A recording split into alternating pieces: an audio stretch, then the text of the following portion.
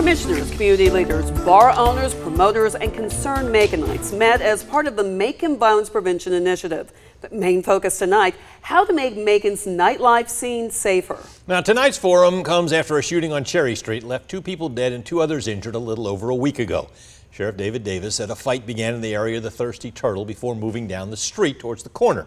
Back in November in that same area, 1 person died and 6 others were injured in a shooting. Ashlyn Webb is live in studio tonight with more from what she heard at tonight's meeting.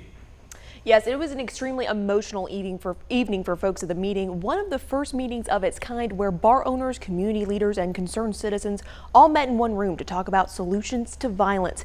People were talking about the safety of their loved ones, their livelihoods, and the future of this community overall. What's being done to me is an overreach of authority, and it's not fair.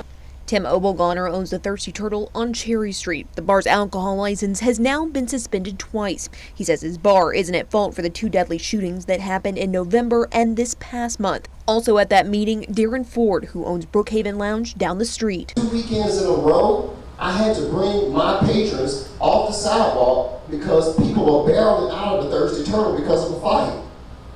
This stuff is not rocket science. Ford referred to the Thirsty Turtle as, quote, the elephant in the room, saying something has to be done to address the violence around the bar.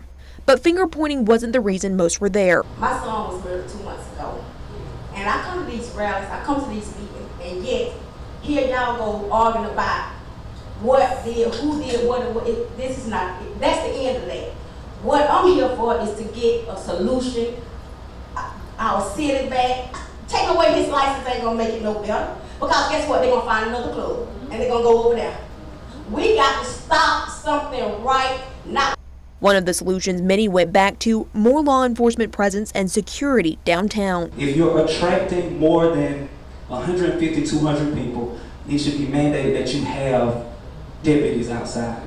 Even bar owners echoed the need for more deputies at their bars. Just need them to come out and patrol, so when the club is over, when the bar closes, then they go home. Colonel Henderson Carswell says the Bibb County Sheriff's Office is already working on adding more deputy patrols downtown. We pull people from other divisions. Some people who have come away from that day job will come in, especially Thursday, Friday, Saturday, and even Sunday, to make sure that we have a strong presence. Another topic, a bar's responsibility for patrons, including if a fight moves from inside the bar to outside.